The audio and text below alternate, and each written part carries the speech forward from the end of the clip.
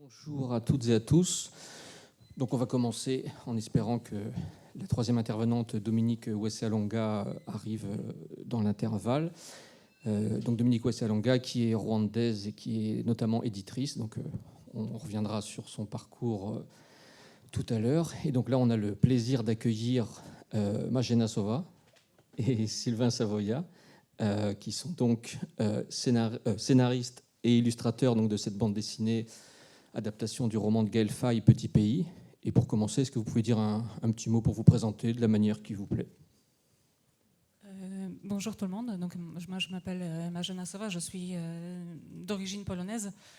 Ça fait 23 ans que je vis en France et je fais de la bande dessinée à peu près depuis 23 ans. J'ai commencé avec Marzi, qui est une série autobiographique où je raconte mon enfance en Pologne dans les années 80, encore sous le régime communiste. Et voilà, je suis invitée ici pour parler de Petit Pays, aussi une enfance dans un autre contexte, aussi sur un humain qui se construit dans un monde qui se déconstruit et qui se détruit. Voilà, brièvement.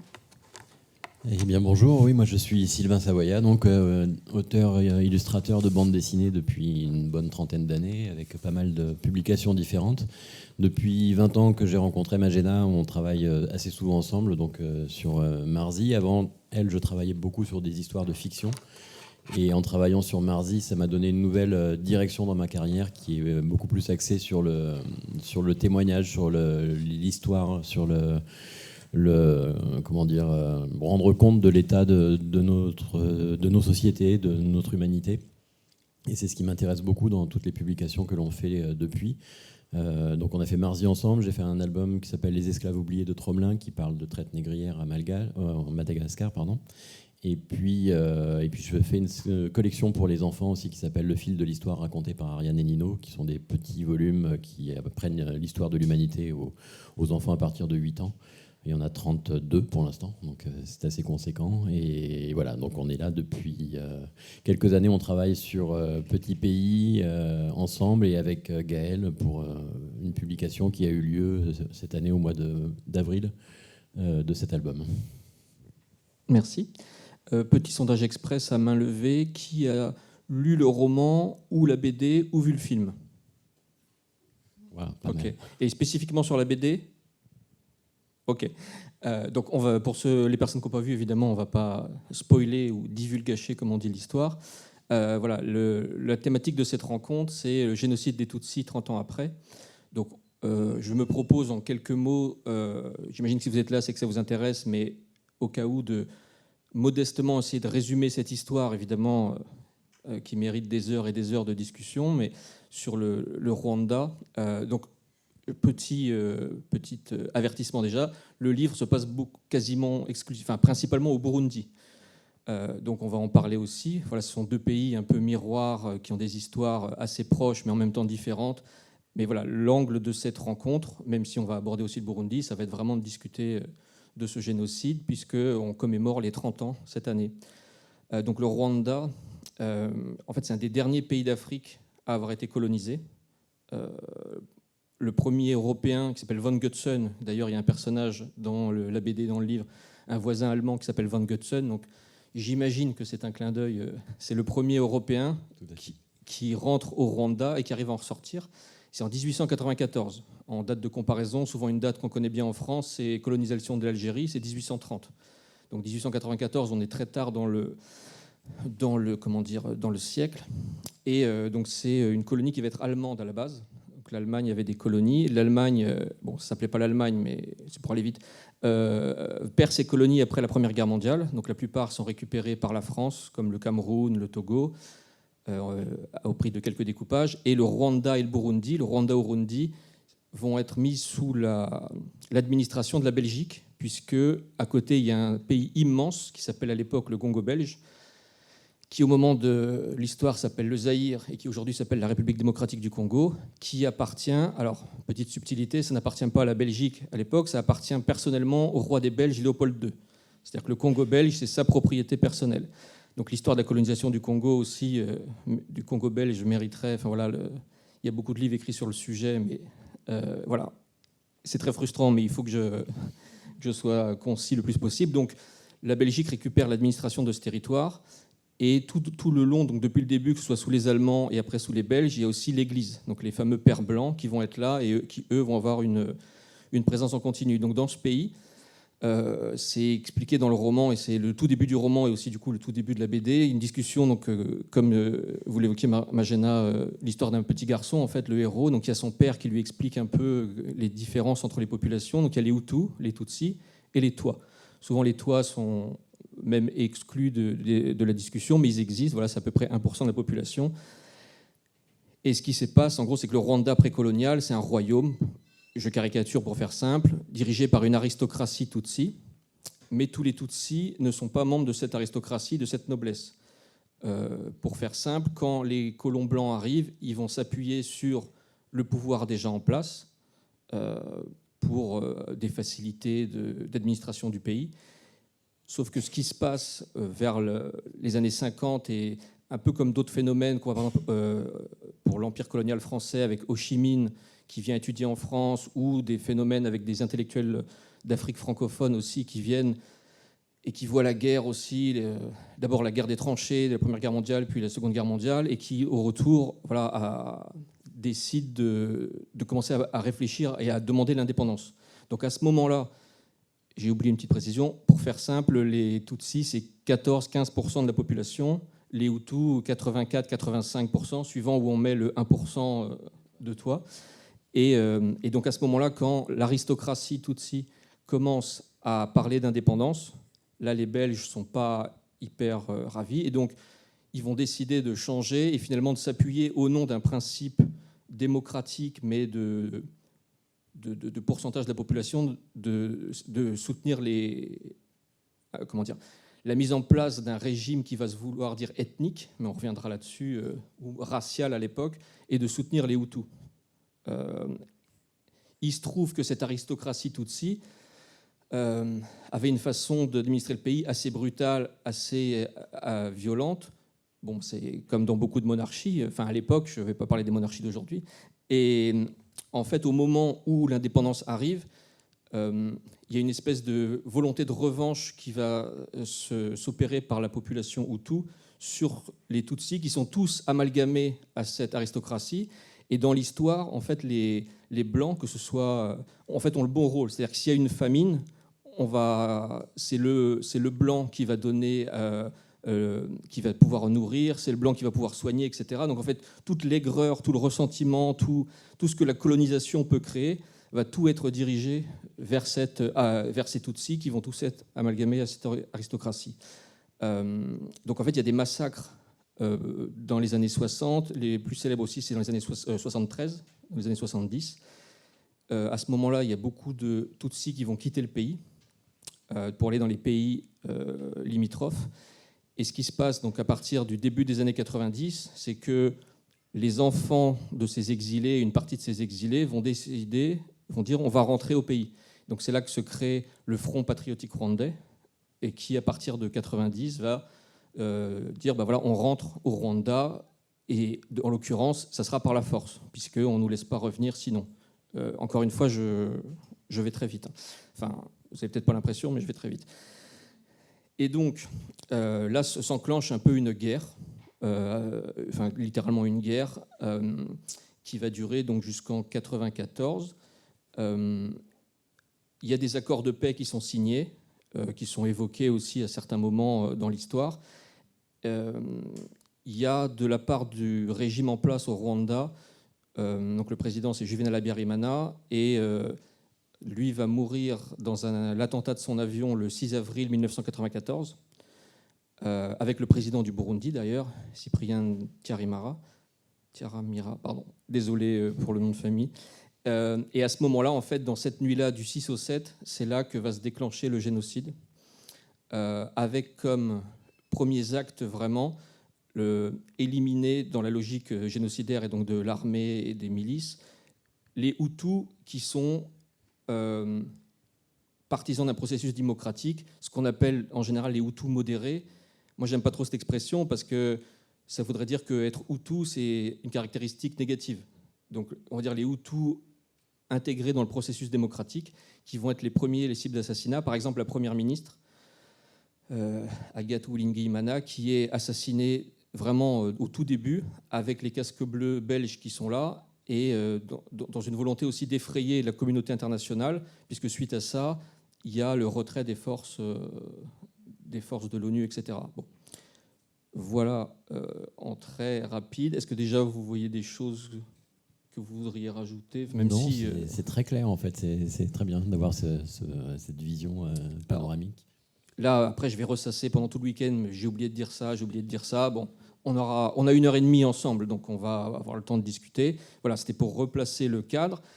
Et donc, quelque chose de très important, du coup, et c'est ça la discussion entre le père et le fils au tout début, c'est qu'en fait, parfois, donc j'imagine pas vous, puisqu'en plus vous êtes ici, mais on a cette idée que l'Afrique, voilà, quelque chose de tribal, c'est un mot ou alors ethnique, des guerres, tout ça, c'est une guerre interethnique. Bon, en fait, Hutu, Tutsi et toi, techniquement, c'est la même ethnie. C'est-à-dire que même langue, même territoire, même religion, même culture, et surtout, pour caricaturer, enfin, c'est pas que ça, mais on va dire que les Tutsis, par exemple, c'est les éleveurs ça va être au nombre de vaches. Voilà, ça va être une communauté plutôt pastorale, et ça va être au nombre de vaches, notamment, qu'on peut être Tutsi. Mais en fait, bon, c'est bien plus compliqué que ça. Mais ce qu'il faut savoir, c'est qu'en fait, au cours de sa vie, il y a des personnes qui étaient Hutus qui deviennent Tutsi. Une ethnie, on ne change pas d'ethnie comme ça. En fait, rien que ça, en fait, et ça marche par le père, y compris en cas d'adoption. Donc, c'est vraiment quelque chose, en fait, que quand les colons arrivent, ils ne comprennent pas, parce qu'en fait, ça ne rentre pas dans la grille de lecture. Et donc là, à l'époque, on parle de race. Après, avec les progrès de la science, maintenant, on parlerait d'ethnie. Mais en fait, non, c'est autre chose. C'est quelque chose qui s'appelle le buoko, c'est l'identité sociale, en fait, si vous voulez, et c'est une des caractéristiques de cette identité. Donc vraiment, ce qu'il faut retenir, c'est qu'il y a une vraie construction derrière sur des décennies, et en fait, le pays existait avant que la colonisation arrive, et que c'est vraiment des identités qui étaient mouvantes et qui ont été figées, et notamment avec la mention sur les cartes d'identité. Et ça, c'est quelque chose... c'est-à-dire qu'à partir de ce moment-là, où il y a des papiers avec votre nom, et ben c'est marqué dessus quelle est votre race ou votre ethnie, suivant les époques, et ce qui va beaucoup servir au moment du génocide, lors des les milices, les contrôles, etc., pour trouver les personnes à vouloir être assassinées. Et dernière petite chose, et après on commence à rentrer dans la bande dessinée, je vous conseille un livre de Jean-Pierre Chrétien et Marcel Gabanda qui s'appelle « Racisme et génocide ». Et en fait, ce qu'ils expliquent, et notamment dans vraiment ce petit dialogue entre le père et le fils, c'est très intéressant, et notamment l'histoire du nez, par exemple. Et donc, leur livre montre comment le sous-titre, c'était « Le Tutsi, les Juifs d'Afrique ». Et comme je vous ai dit qu'à la base, c'était une colonie allemande, et en fait, il y a vraiment des personnages où dans on va dire le proto-nazisme, enfin avant le nazisme, vraiment des mécaniques de façon d'aborder les peuples qui en fait se retrouvent, puisque les Tutsis sont présentés en fait comme on reprend même Gobineau, le fameux Gobineau, théoricien raciste, racialiste français, l'idée que ça serait en fait, on les appelle même à un moment, ouvrez les guillemets, des nègres blancs, et qu'en fait ces Tutsis-là, c'est vraiment une espèce de race supérieure, etc. Bon, on va laisser ça de côté. Mais voilà, vraiment, je voulais insister là-dessus, sur le fait que c'est pas, entre guillemets, une énième guerre ethnique. Ou voilà, il faut vraiment sortir de ces clichés-là. J'imagine que si vous êtes là, c'est que déjà vous vous intéressez. Mais en tout cas, ça me tenait à cœur de préciser ça. Ceci étant dit, est-ce que vous pouvez nous raconter donc, comment se fait la rencontre avec Gaël Faye, ou comment est-ce qu'en fait vous vous retrouvez à faire ce projet? Est-ce qu'on vous le propose? Est-ce que c'est vous qui...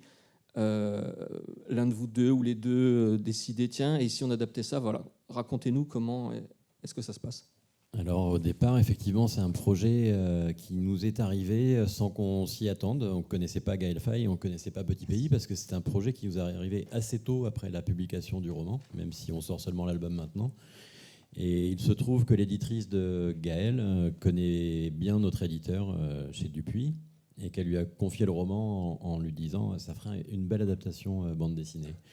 Et à peu près à ce moment-là, on vient chez notre éditeur, et Magena avait lu un roman polonais qui n'est pas traduit en France et qui parle d'un Polonais qui a fait le tour de l'Afrique à vélo dans les années 30, donc qui quelque chose d'assez invraisemblable, et qui abordait tout un tas de questions, dont la montée du nazisme dans les colonies allemandes et tout un tas de sujets qui nous intéressaient. Et en entendant ça, notre éditeur repenche sur notre parcours déjà et repense à Marzi, dont on parlait tout à l'heure, qui parle d'une enfance en Pologne, comment on grandit dans un univers un peu complexe, comment la politique intervient dans la vie quotidienne. Et puis à l'album que j'ai fait sur la traite négrière aussi, comment on représente les corps noirs, comment on parle de l'Afrique. Voilà, il y avait des échos qui se créaient, qui lui semblaient vraiment évidents, et donc il nous a confié le roman en disant lisez-le, vous nous direz ce que vous en pensez. Donc forcément on le lit, et comme à peu près tout le monde, on tombe sous le charme de cette histoire et de cette écriture qui est solaire, qui est merveilleuse, qui est avec une rythmique particulière, et qui surtout nous embarque dans la vie de ce jeune garçon qui s'appelle Gabi, qui est franco-rwandais et qui est exilé au Burundi suite aux événements des années 70, pardon. Et voilà, ça nous embarque complètement, et on a très envie forcément de travailler dessus. Donc on en parle avec notre éditeur, on lui dit voilà, on a envie, mais pour savoir si on peut travailler dessus, il faut qu'on rencontre Gaël et savoir si on est compatible, si on a la même vision, les mêmes envies. Donc on a organisé un premier rendez-vous dont j'ai la photo ici, il y a quelques années. Voilà, avec Gaël et son éditrice et sa femme. Et voilà, on s'est rendu compte très vite qu'on était tout à fait sur la même vision des choses et les mêmes envies, qu'on avait une sensibilité qui était commune. Il se trouve qu'il connaissait certains de nos albums et qu'il avait vraiment apprécié aussi. Donc c'était assez facile de s'engager sur cette discussion. Et voilà, on a eu carte blanche avec lui pour travailler sur son roman. Il nous a laissé extrêmement libre, mais voilà, on aura peut-être l'occasion d'en parler aussi. Tu veux rajouter quelque chose ? Non, c'était la rencontre avec Gaël, c'était quand même très crucial, très important, parce que moi je suis polonaise, je suis pas africaine, c'est pas mon histoire, c'est pas mon pays, je suis pas un petit garçon, donc voilà, il y avait plein de choses où c'était un énorme défi pour moi, et donc il fallait que je me sente légitime pour faire cette adaptation. Donc il me fallait vraiment travailler en amont avec Gaël, avoir ses retours et déjà le rencontrer, lui poser beaucoup de questions pour qu'on connaisse aussi un peu mieux cette histoire, et aussi qu'on connaisse le contexte de l'écriture, dans quel état il était, pour vraiment se mettre à l'écriture de Petit Pays, et pour moi à mon tour me reprojeter dans cette histoire comme si c'était la mienne en fait. Donc ça je savais que pour justement me sentir légitime, et il fallait qu'on travaille en amont avec lui. Donc là on voit des lectures, les travaux un peu préparatoires. Après, c'est pas très représentatif, évidemment, j'ai tout rangé correctement, sinon c'était un vrai bordel dans mon bureau.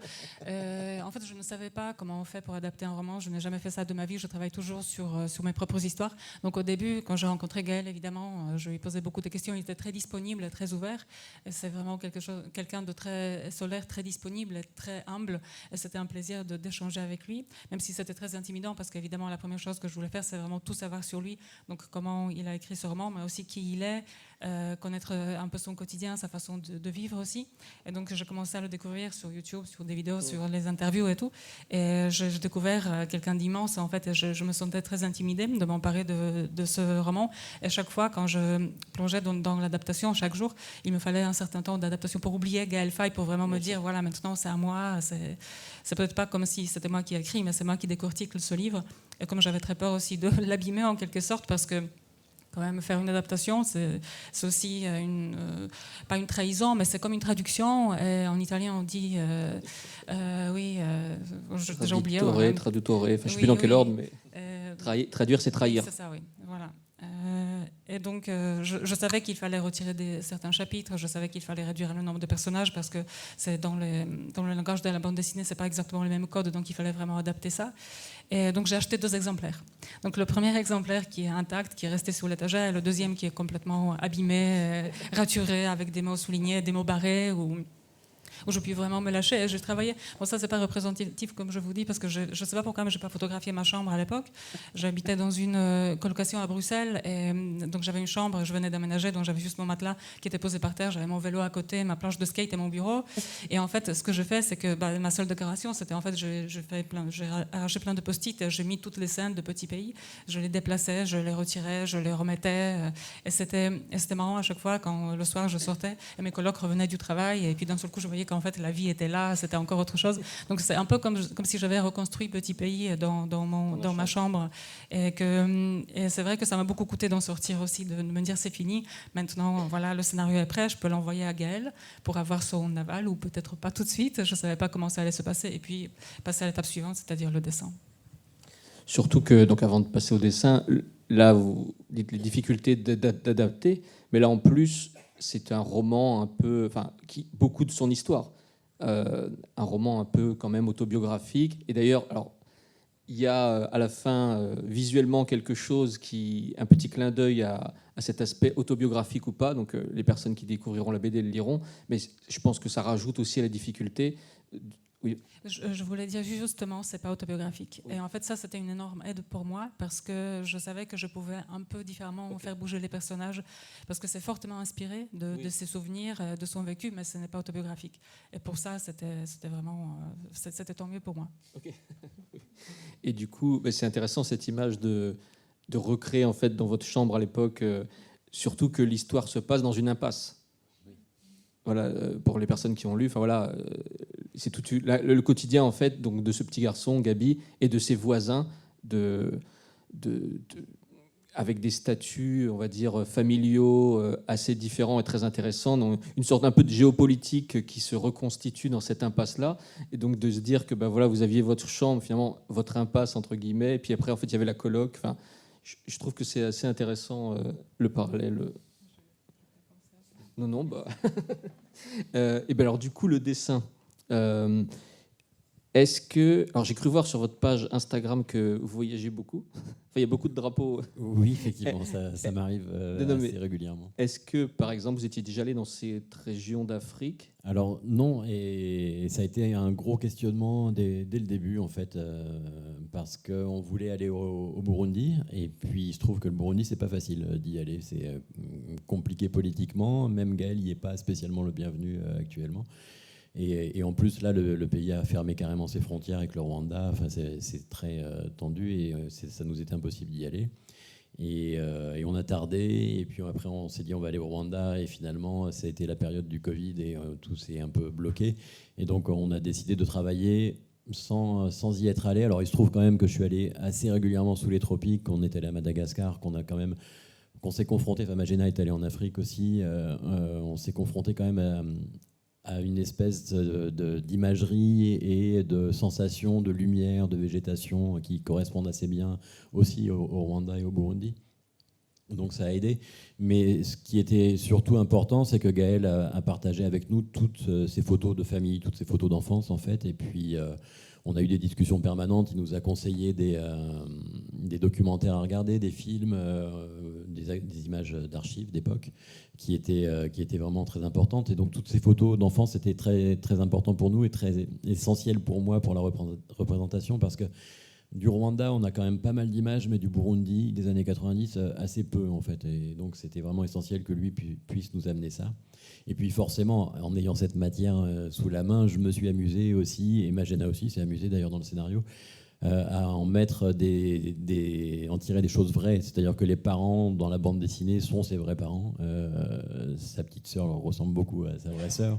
Et puis la maison qu'il habite, c'est sa vraie maison. Donc voilà, on a mêlé peut-être un peu plus que dans le roman encore, c'est sa vie privée et la semi-fiction qu'il a écrite dans son roman.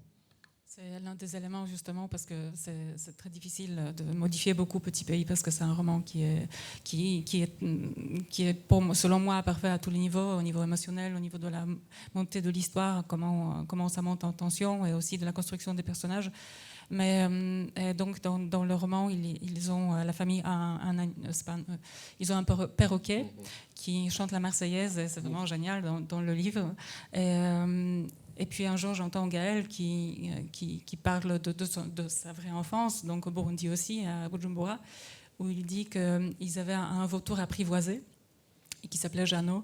Et là, pour moi, je me suis dit, waouh, mais je change l'oiseau, on met le vautour, mais c'est tellement improbable, et que ça nous a permis aussi d'amener une autre scène. Oui. Et donc, c'était vachement intéressant. Donc, je me suis dit, mais comment Gaël va réagir quand il va voir qu'on amène quand même des trucs autobiographiques que lui, il n'a pas fait.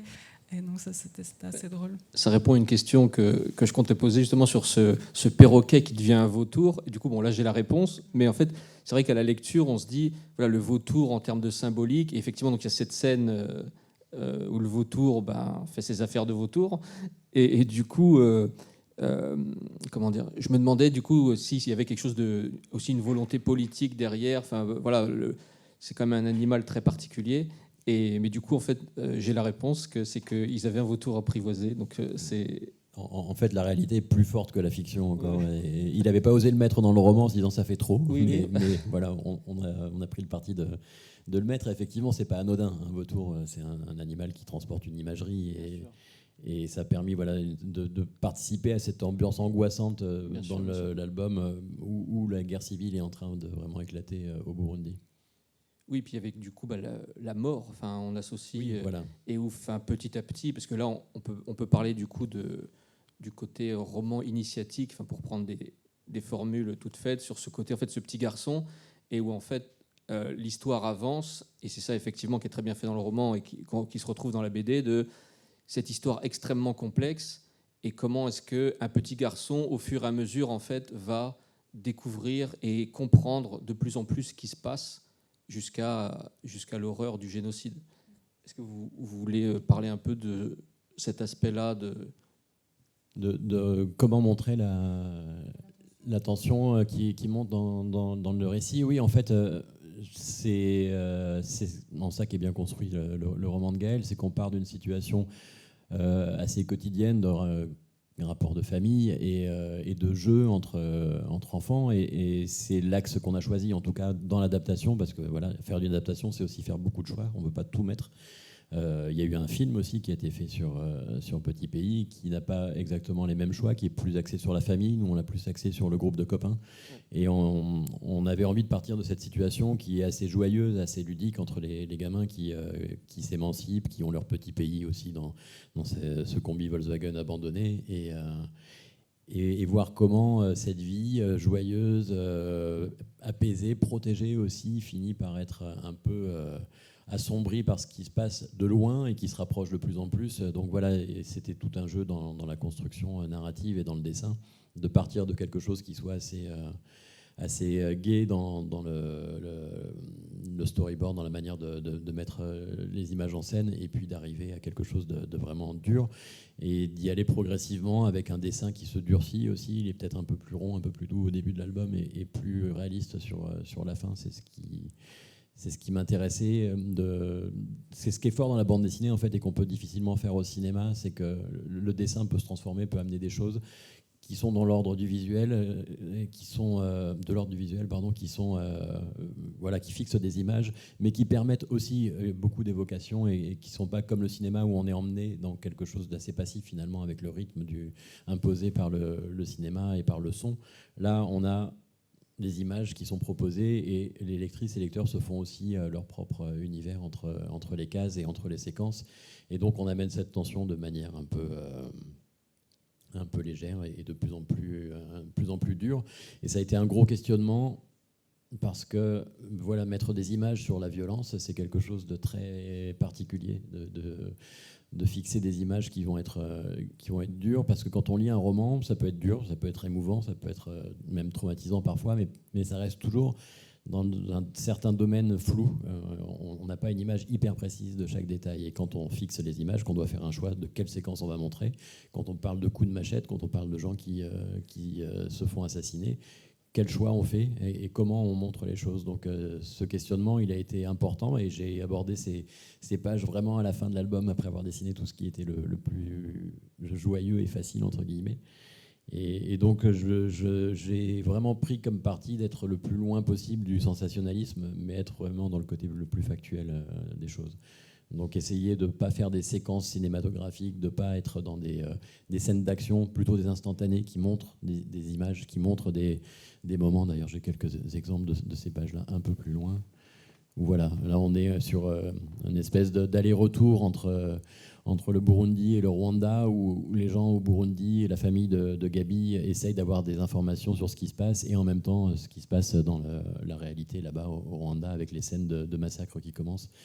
Donc c'est des images qui peuvent être dures au fur et à mesure que ça avance, mais j'avais plutôt envie de montrer, voilà, à chaque fois une image un peu fixe comme ça qui rend état de cette angoisse, de cette violence, de cette peur aussi, parce que c'est surtout ça qui marque ce moment.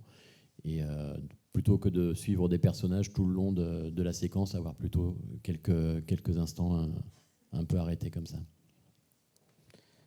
Oui, surtout que là, en fait, l'action en fait est principalement au Burundi, dans la maison. Donc il y a aussi cet aspect, la maman qui est au téléphone, qui essaye d'avoir des nouvelles. Donc voilà,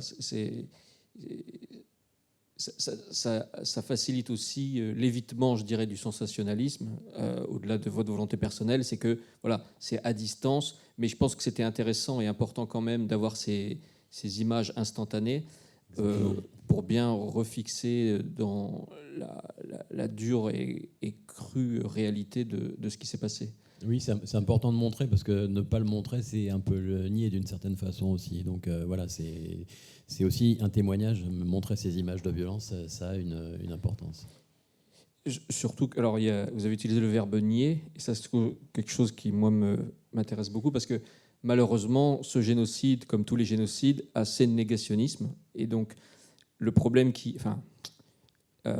le génocide au Rwanda, il y a les images de l'époque où on voit au bord des routes des cadavres, etc. C'est un film que je pense que vous avez vu qui s'appelle Tuez-les tous. C'est un documentaire oui. co-réalisé par 3 personnes, dont une qui a changé de carrière. Et en fait, dans ce documentaire, il y a les seules images du génocide en tant que tel. Alors l'idée, c'est pas de réclamer et de voir à tout prix des gens en train de se faire tuer, mais c'est qu'en fait, dans l'imaginaire commun, les images liées au génocide, en fait, sont celles des réfugiés, dont une partie d'ailleurs ne sont pas statutairement des réfugiés, puisqu'il y a beaucoup de tueurs dans ces files-là. Donc l'ONU, pour accorder le statut de réfugié, voilà, les images comme elles arrivent après, c'est tout l'exil dans tout l'est du Congo. Et d'ailleurs, il y a une formule, on reviendra aussi sur ça, le personnage de Jacques, sur la région du Kivu, etc. Mais donc voilà, dans l'imaginaire, les images que peut-être vous aviez pour les personnes plus âgées à l'époque, c'est vraiment ces colonnes, ces cohortes de personnes qui fuient. Et sauf qu'en fait, beaucoup de gens là-dedans sont des tueurs. Et se sont cachés dans les camps après de réfugiés dans l'Est, etc. Mais bon, ça, c'est encore autre chose. Mais voilà, comme vous avez utilisé le verbe nier, je voulais aussi préciser ça, que c'est aussi très important, et pour nous aussi, de programmer cet événement 30 ans après le génocide pour vraiment garder vif ce souvenir-là et de ne pas oublier ce qui s'est passé. Et c'était important pour nous. Et comme en plus, il y avait la BD, enfin voilà, ça permettait de faire cette rencontre. Pardon, Non, mais c'est important, effectivement. Et puis partir des images d'archives, c'est extrêmement important aussi, parce qu'il y a eu pas mal de films qui ont été réalisés et qui, du coup, ont quand même voilà, ces images fabriquées, des images qui sont dans un certain esthétisme, pardon.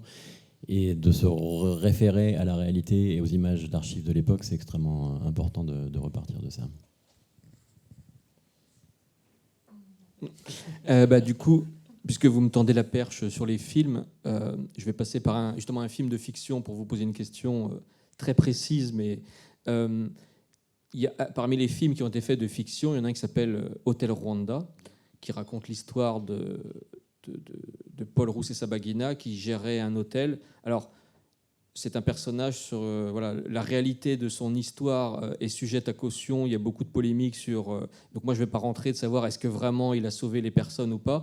Mais ce qui m'intéresse du coup dans ce film, qui du coup est filmé par la suite, d'ailleurs filmé en Afrique du Sud, si ma mémoire est bonne, le choix qui est fait des acteurs et des actrices est assez frappant sur les couleurs de peau. Et en fait, dans le film, toutes les personnes qui jouent des Hutus ont la peau plus foncée que les personnes qui jouent des Tutsis, dans tous les rôles principaux et les rôles secondaires. Et ça, c'est vraiment extrêmement problématique, puisqu'en fait, ça reprend le discours voilà, de ces identités qui pouvaient être mobiles, mais qui ont été figées, de dire que les Tutsis, forcément, ont la peau plus claire. Il y a même une scène dans le film où un journaliste joué par Joaquin Phoenix, bon, lui, il n'a rien demandé, mais voilà, il est au bar, et puis il y a deux femmes, alors il leur parle, il essaie de les draguer, ou je sais pas, bon, bref. Et en fait, il dit, il y en a une qui est Hutu, une qui est Tutsi, et il dit, on dirait des jumelles. Alors qu'en fait, elles n'ont pas du tout la même couleur de peau. Et donc moi, ce que j'ai trouvé intéressant, et je voulais vous poser la question, est-ce que c'était volontaire, travailler sur vos lectures, sur justement les différentes teintes des personnages, et en fait, dans la famille, les parents, donc la mère de Gabi est Tutsi, et en fait, quand on lit la BD, j'ai été très content, et j'ai trouvé ça très bien, vraiment, de ne pas, à la lecture, se redire, tiens, ça c'est un Hutu, ça c'est une Tutsi, etc. Et ça, vraiment, c'était un écueil à éviter. Mais de toute façon, avec Gaël Faye dans la boucle, je savais qu'il n'y aurait pas de problème. Mais voilà, est-ce que vous pouvez nous dire quelque chose là-dessus, si c'était volontaire, à quel point travailler? Oui, effectivement, la réponse est dans la question. Il y avait vraiment cette volonté de ne pas différencier les gens, notamment parce que les statuts sont mouvants, comme on le disait au départ, et on ne voulait pas appuyer cette différenciation ethnique. Et que la seule discussion qu'on a eue, enfin, on a eu des discussions sur la représentation du corps noir qui sont importantes pour éviter de tomber dans la caricature, mais c'est ce que j'essaye de faire toujours, d'être vraiment le plus loin possible de la caricature, même si mon dessin n'est pas dans l'hyperréalisme. La vraie discussion qu'on a eue sur les couleurs de peau, et on le voit sur cette page, c'est sur le métissage, sur le fait que les enfants soient issus d'un père français et d'une mère rwandaise, et qui font que voilà, la couleur de peau est pour le coup là, bien différenciée. Mais sinon, entre Hutu et Tutsi, on n'a pas voulu, j'ai pas voulu marquer cette différence. Ce qui explique aussi cette chasse lors du génocide avec les papiers sur lesquels est marqué ce terme Hutu ou Tutsi, parce qu'on ne reconnaît pas forcément les gens de par leur aspect. Et d'ailleurs, c'est notable qu'il y a des personnes qui vont vous dire, parmi des gens qui sont négationnistes, que évidemment qu'il y a des traits, enfin, on les reconnaît, évidemment qu'on les reconnaît, les Hutus, les Tutsis, alors que même les personnes qui ont mis en place et qui ont planifié le génocide avaient besoin de se référer à des listes et voulaient à tout prix que ce soit marqué. Donc si même les personnes qui étaient au cœur de cette haine avaient besoin de la différencier, vous avez des gens après, depuis leur bureau à Paris, qui vont vous expliquer Bon, bref, pardon. Je pense à Bernard Debré, par exemple, qui a écrit un livre sur ça et qui est catégorique sur les Hutus sont comme ça, les Tutsis sont comme ça. Donc, en tout cas, voilà, ça, c'est vraiment quelque chose contre lequel il faut lutter. De loin, tout paraît toujours beaucoup plus simple. Mais ce n'est pas le cas, effectivement, et c'est un discours complètement paradoxal. Est-ce que, du coup, vous avez d'autres, puisqu'on est sur les planches, là, si vous vouliez... Là, on était sur une deuxième représentation de la violence, justement, et des images difficiles. C'est un moment où Yvonne, la mère de Gabi, revient après être allée chercher sa famille au Rwanda, qu'elle n'a pas trouvée, ou en tout cas, elle a trouvé surtout des gens massacrés.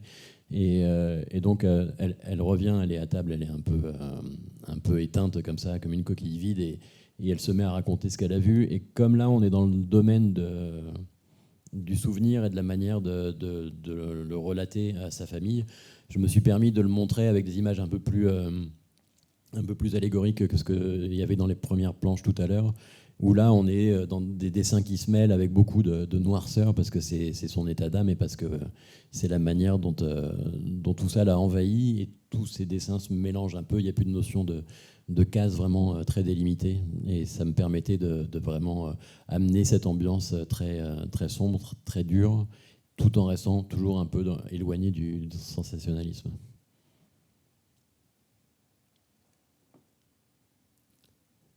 Et la seule fois où vraiment, là, on a fait une grande séquence sur la violence, parce que c'est vraiment intégré dans l'histoire, c'est vers la fin de l'album, vers la fin du roman, lorsqu'il y a le lynchage d'un homme. Et là, forcément, ça fait partie de la narration, et on ne pouvait pas le traiter autrement. On est vraiment dans une séquence une séquence narrative longue sur plusieurs pages, et là on est dans l'action des personnages, dans l'implication des personnages, parce que c'est le personnage principal qui est directement impliqué, donc j'en ai juste 2 pages en exemple comme ça, où là on est vraiment dans le côté un peu plus rude qui se termine par la mort d'un homme. Voilà, où là où on n'est pas sur du discours rapporté, c'est ça, mais vraiment Gabi est au cœur de cette scène. Avant qu'on passe, parce que des questions de la salle, est-ce que, en général, il y a un point que vous voulez rajouter des choses, ou parce que du coup, je suis beaucoup parti avec avec Sylvain Savoyard. Je voulais juste parler de l'importance de la mémoire. Oui. Je pense que c'est parce que tout à l'heure tu parlais des négationnistes. Oui. Et parce que c'est vrai que c'est pas, je l'ai dit tout à l'heure, mais je le répète, c'était pas mon histoire au début, mais en fait ça l'est devenu. Évidemment, j'ai pas vécu ça, mais en fait, je pense que à mon échelle, en tant qu'humaine, je me sens vraiment responsable de cette histoire et de la mémoire, de perpétrer ça, de raconter ça, de continuer de ne pas oublier, parce qu'on voit ce qui est en train de se passer aussi dans le monde et que ça nous met tous à mal. Donc, je pense que nous tous, toutes, nous sommes vraiment responsables de ce qui est en train de se passer dans le monde.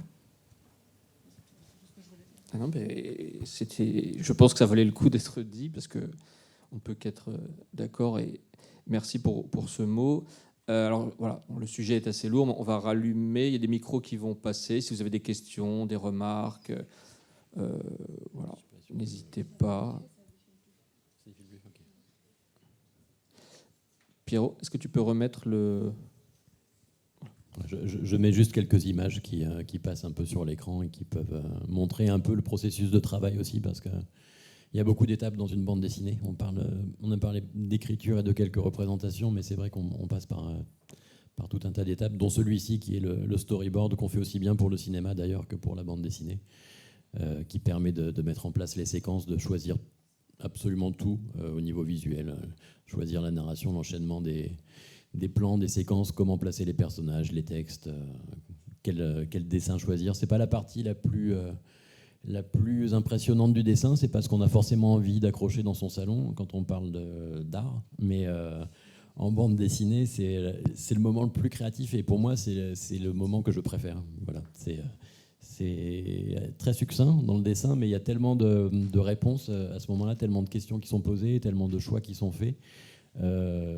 Ça va donner toute l'ambiance de la bande dessinée et toute la force de la bande dessinée. En fait, là, on met tout en place, et le reste derrière, c'est de la technique, c'est du dessin appliqué, mais tous les choix sont faits à ce moment-là. Donc oui, les questions, ça peut être pas forcément, pas obligé de poser des questions sur le génocide, hein, ça peut être sur comment est-ce qu'on adapte, voilà. Allez-y. Oui, bonjour. Alors, moi, j'ai une petite question. On vous a senti très investi dans la création de cette bande dessinée, puisque j'ai cru comprendre que vous aviez même fait des voyages jusqu'à Madagascar, en l'occurrence, puisque le Burundi, c'était compliqué. C'est un sujet qui est particulièrement lourd, comme on l'a signifié. Et du coup, ma question, c'est comment on se détache aussi, finalement, d'un projet un peu comme celui-là, pour pouvoir passer peut-être à autre chose, à une autre histoire.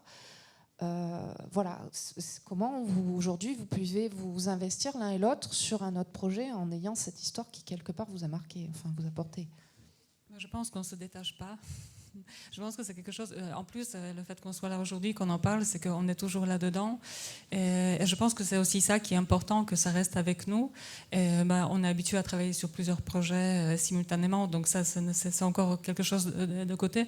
Mais je pense que des projets comme celui-là, comme d'ailleurs tous les projets dans lesquels je travaille, dans lesquels je m'investis, dont tous je m'investis d'ailleurs, et donc c'est très important et c'est quelque chose qui m'habite après. Et en plus, il y a cette responsabilité, c'est de faire un livre comme ça, cette bande dessinée, et de la défendre après. Donc il y a cette responsabilité qui s'ajoute et ce besoin d'en parler et de partager avec vous, avec d'autres gens, et que vous partagiez avec d'autres, et en fait que ça continue. Donc voilà, moi je ne me détache pas en tout cas, je ne sais pas toi. Non, c'est vrai que c'est difficile d'en ressortir, parce que sur des sujets aussi forts, en tout cas, il y a beaucoup de responsabilités, et cette responsabilité implique qu'on se documente énormément, bien plus même que ce qu'on met dans l'album. Et donc forcément, ça devient, comme le dit Magena, une part de nous, et le sujet continue à nous intéresser après, on continue à lire dessus, à rencontrer, à se nourrir d'informations, à essayer de garder quand même un contact toujours avec ça. Alors là, il se trouve que c'est un album qui est vraiment récent, on l'a terminé cette année, et il est publié cette année, donc on est encore dedans, et peut-être qu'on aura la possibilité de continuer à travailler aussi sur ce sujet. Mais il y a des albums aussi, je parlais tout à l'heure de l'album qu'on a fait sur la traite négrière à Madagascar, qui a été fait il y a presque 10 ans maintenant et qui continue à être un sujet que je défends et qui me tient à cœur. Donc voilà, les sujets forts comme ça qui viennent vraiment appuyer un témoignage, une partie de l'histoire vivante, ça continue forcément à nous accompagner.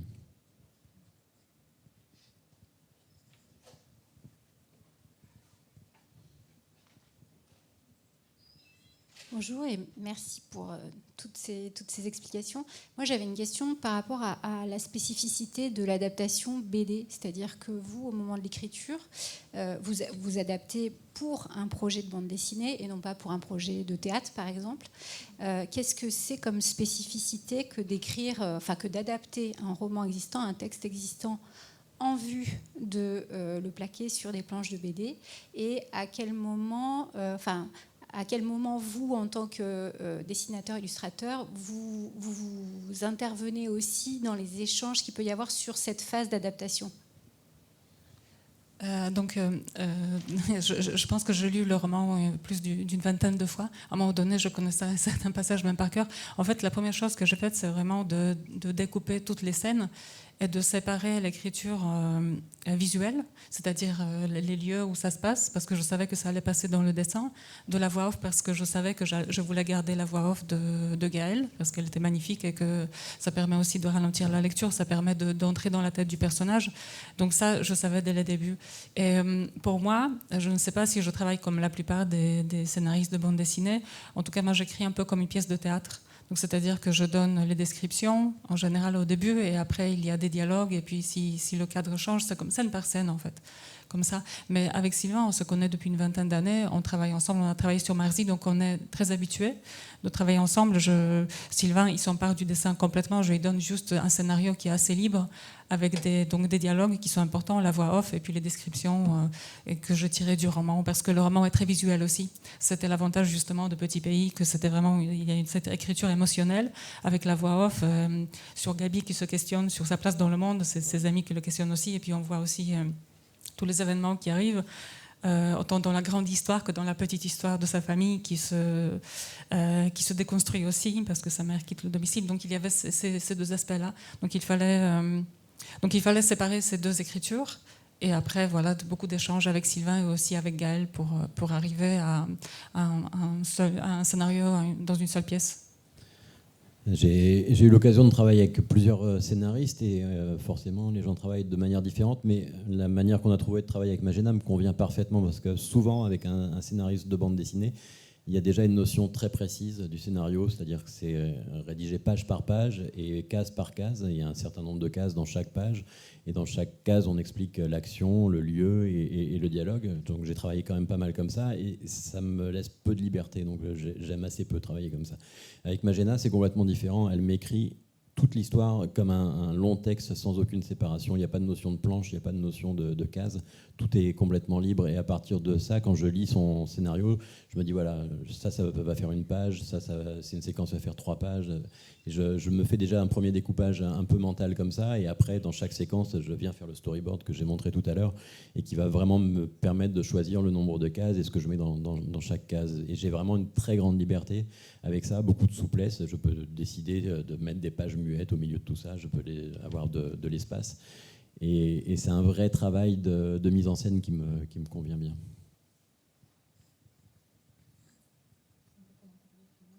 Ah oui, là, ce qui est affiché, c'est un des échanges avec Gaëlle, parce que j'étais en train de dessiner une séquence qui se passe dans la cuisine de sa maison au Burundi, à Bujumbura. Et lui était à Kigali, parce qu'il est retourné vivre au Rwanda.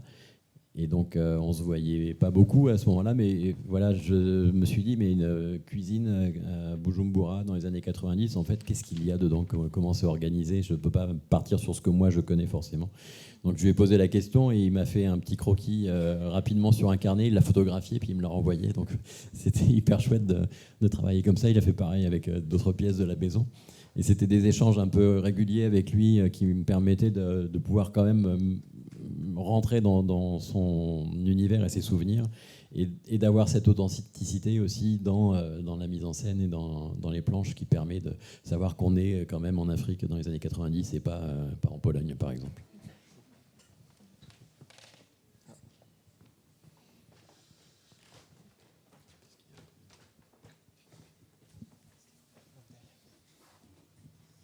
Bonjour, moi je ne lis pas énormément de bandes dessinées, mais je m'interroge sur la relation qu'il y a ou pas entre le nombre de cases dans une page, la forme des cases, qu'elles soient carrées, verticales, horizontales, comment elles sont disposées. Est-ce que ça a un rapport direct avec l'histoire? Est-ce que c'est juste votre envie? Voilà. C'est une bonne question. Effectivement, j'en parlais un tout petit peu avec le storyboard tout à l'heure. On fait la même chose au cinéma, sauf qu'au cinéma, quand on dessine les séquences, on a toujours le même cadre panoramique. En fait, on a un grand rectangle qui permet d'avoir une facilité de projection. En bande dessinée, on a cette capacité, cette possibilité de jouer sur l'importance des cases, le rythme aussi, avec le nombre de cases. Si on met beaucoup de petites cases dans une planche, on accélère le rythme en fait. On a l'impression que les séquences, les actions s'enchaînent rapidement. Si on a des grandes cases, ça permet de ralentir le rythme. On est plongé dans des grands décors par exemple, et ça permet de reprendre de la respiration. Donc ça joue vraiment sur le rythme de lecture. Et puis ça permet de donner une intensité forcément différente au dessin. Si on a un grand dessin panoramique, ça permet de jouer sur la profondeur, sur l'amplitude d'un paysage. Si on a une case en hauteur, ça peut donner une impression de vertige, ça peut donner une impression d'isolement aussi. Et si on a des petites cases en gros plan sur un personnage, ça permet de faire passer une émotion. Et après, en même temps, on peut changer et intervertir tout. Enfin, je prends souvent un exemple. Si on veut raconter une histoire qui va se passer ici, dans cette salle, on peut commencer la première page par un grand plan d'ensemble qui va être une grande case et qui va poser tout de suite le thème et le lieu. On sait qu'on est dans un amphithéâtre et que voilà, on a des gens qui assistent à une représentation, et puis après dans la deuxième case on va se rapprocher d'un groupe de personnages et on va se dire ces personnages doivent être un peu importants, puis dans la troisième case on va être sur vous qui posez une question, et donc là voilà, on sait que on rentre dans l'histoire et que ce personnage-là va avoir une importance dans l'histoire. Mais on peut commencer exactement la même histoire différemment, et on peut partir d'un gros plan de quelqu'un qui regarde, et puis un deuxième plan qui s'écarte, et on dit ah tiens, en fait cette personne est accompagnée de plusieurs, elle est en train d'assister à quelque chose, et après on découvre la salle sur la troisième case. C'est la même histoire, on la raconte d'une manière différente et ça fait passer quand même une émotion différente. Donc c'est intéressant de se poser toutes ces questions. Comment mettre en scène, comment raconter l'histoire, comment faire rencontrer les lectrices et les lecteurs dans cette histoire de la meilleure manière possible. Puis il y avait l'exemple aussi tout à l'heure là, quand la mère se rappelle ce qui s'est passé, où là du coup il n'y avait plus les cases. Je ne sais pas si vous vous rappelez de cette image. Donc ça c'est encore une autre possibilité. Il y en a... Voilà, c'est ça, on peut jouer avec l'absence, on peut jouer avec le vide, on peut jouer avec la couleur aussi, tout raconte une histoire. Et c'est vrai qu'on m'a posé souvent la question si je faisais mes couleurs moi-même, et oui, pour moi ça me semble essentiel, parce que la couleur est aussi un élément narratif, et que c'est important de l'intégrer dès le départ quand on pense au storyboard. Oui, bonjour, j'ai 2 questions. Alors la première question concerne le scénario. En lisant la BD, j'étais étonné parce qu'il n'y avait pas cette histoire avec le vélo volé. Et je trouve cette histoire très importante parce que là, il a éprouvé une certaine mauvaise conscience, même s'il n'a pas fait une faute. Alors pourquoi vous avez laissé tomber cette scène? C'est la première question. Deuxième question pour le dessinateur. Alors, en regardant l'image avec le chien, je pensais à Strassen. Cette fameuse BD aussi sur le génocide au Rwanda. Est-ce qu'il y avait des influences par les BD que vous avez lues? Okay, alors pour l'album de BD, c'est Deo Gracias de Stassen qui est un amoureux du Rwanda et qui a fait plusieurs albums qui se passent au Rwanda et qui a été une de mes lectures il y a de nombreuses années. Je ne sais plus quand est sorti cet album, très bon album. Et forcément, oui, ça m'est resté dans la tête d'une certaine manière, comme tout tout ce qui nous marque, en tout cas en tant qu'auteur de bande dessinée, et qui nous embarque dans un univers et dans un graphisme. J'aime beaucoup ce que fait Tassène. J'y ai pas forcément pensé en réalisant Petit Pays, parce qu'on a un dessin qui est très éloigné. Mais ça fait partie des nourritures, effectivement, de l'esprit et des choses qui nous font grandir aussi à la lecture. C'est vraiment un très très bon album. Très dur, mais très chouette. Alors pour la scène du vélo, c'était une des scènes sur lesquelles j'ai beaucoup hésité, mais je savais que c'est une séquence très longue et qui prendrait beaucoup de pages. Et ça fonctionnait bien dans le roman, mais dans la bande dessinée, déjà dans le rythme, ça montrait Gabi comme tortionnaire, et puis ça rechutait un peu avec son personnage, donc je trouvais que le rythme ça changerait un peu le rythme, et j'avais pas forcément envie de ça.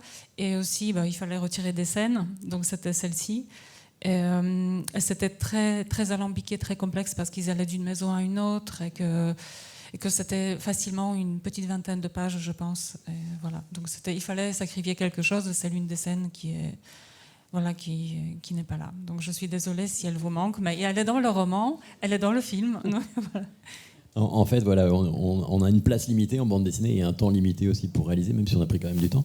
Et on a fait des choix. Il y a des séquences qu'on avait vraiment envie de mettre, et on était obligé d'en extraire quelques-unes. Et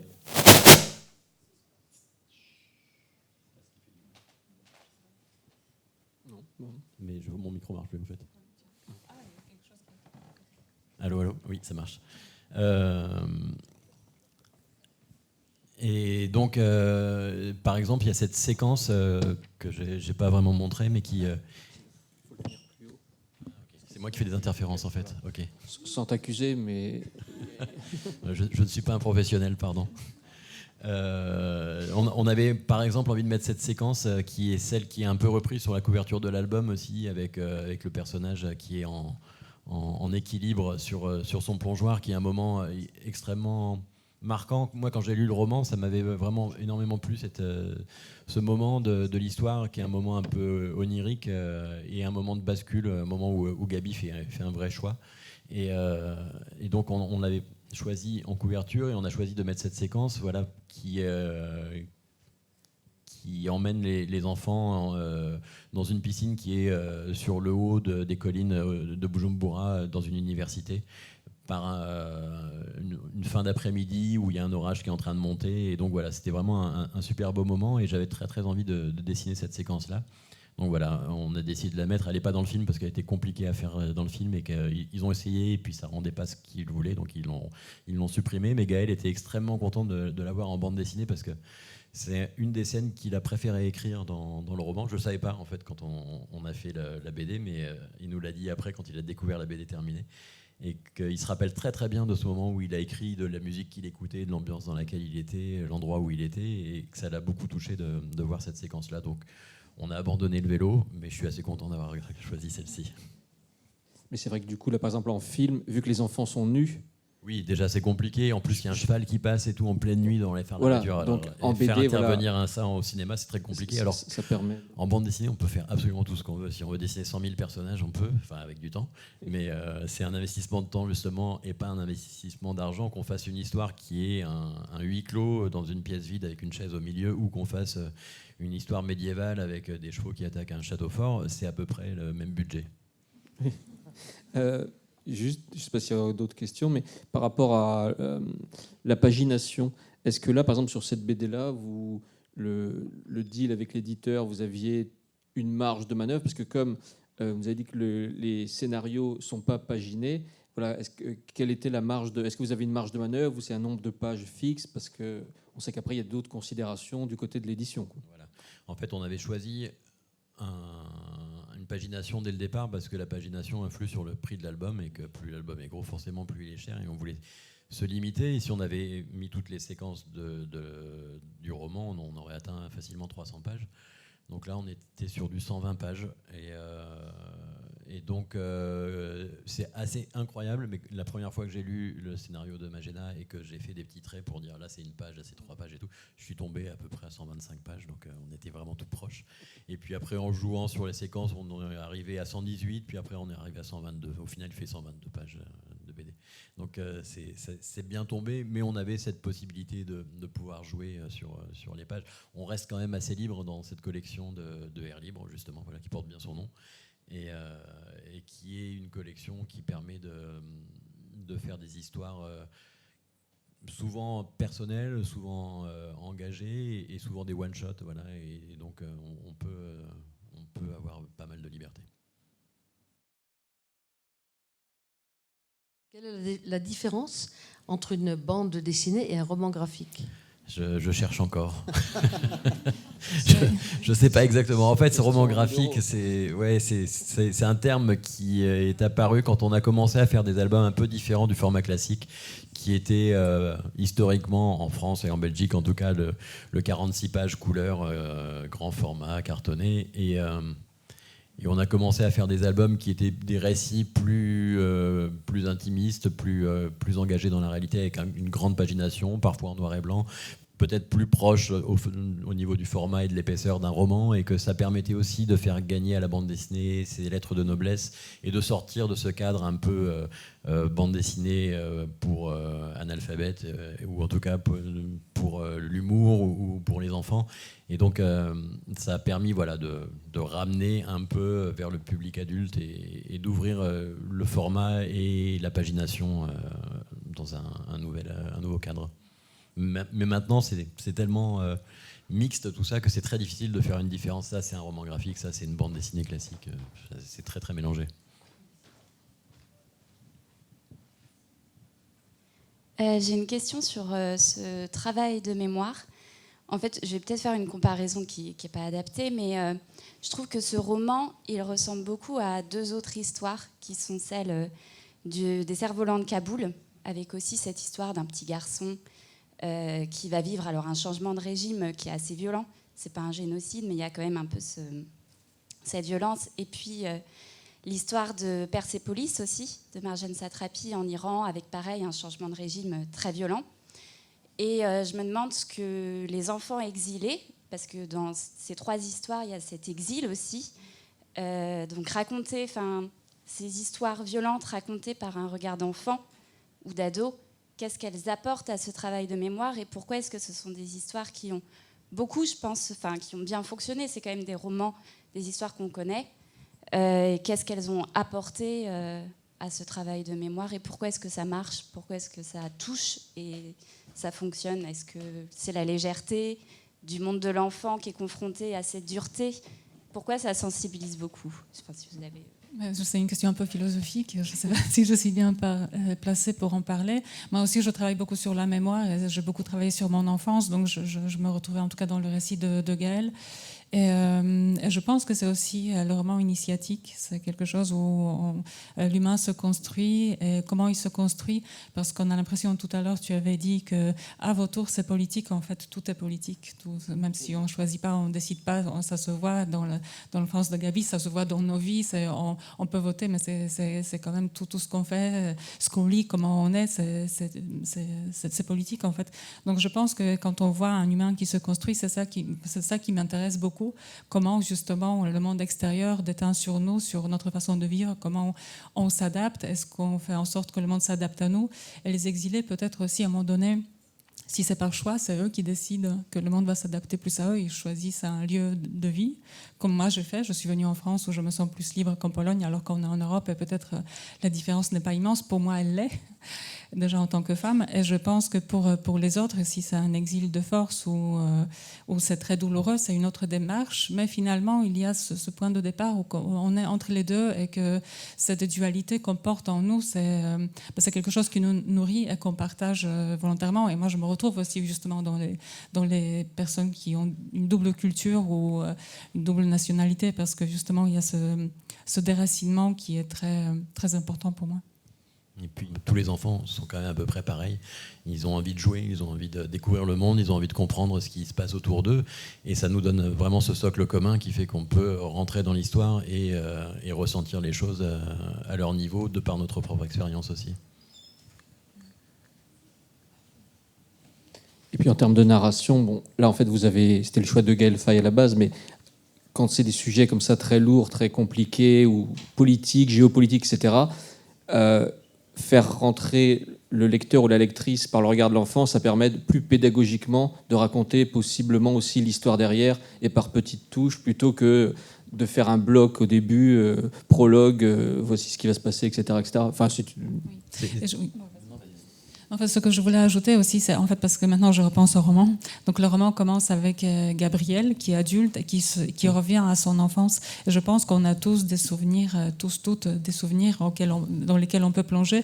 Et ce genre de roman, de récit, aussi peut-être ne nous propulse pas, je cherche un mot un peu plus fort, ça nous fait penser à ce qu'on a vécu, à nos souvenirs, à notre héritage en fait, à notre héritage culturel mais aussi émotionnel, qui on est en fait, donc ça nous pose devant le questionnement qui nous sommes en fait. Voilà, je voulais juste revenir sur le côté pédagogique. En fait, c'est ce qui est bien dans le roman de Gaël, c'est que il n'y a pas d'explication vraiment très posée où on dit voilà, il n'y a pas de mise en condition historique, et on le comprend par la narration, par le récit, et c'est en ça que c'est fort aussi, parce que ça n'alourdit pas le propos, et les informations passent dans le récit de manière complètement fluide, comme dès la première séquence avec le père. C'est ça. Est-ce qu'il y a une dernière question, intervention ? Dernière image à montrer, peut-être ? Je passe quelques images qui ont servi pendant la réalisation de l'album pour vous inspirer. Okay. Non, mais on va vos dédicaces, parce que pour vous retrouver, il y en a en fin de journée, il me semble. Oui, je dédicace de 15 à 17, je crois. J'avoue, je sais plus. 15h, non. Non, alors de 16 à 18. Ouais. Voilà. Très, très au courant. Sinon, vous êtes très en retard. Vous allez être en retard. Et... Je dédicace dans un instant. Je devrais être là à 14h30. Okay. Sur le stand de Gallimard. Voilà. Eh ben, merci beaucoup à vous. Ben, merci beaucoup. Merci pour votre présence. Merci. Merci.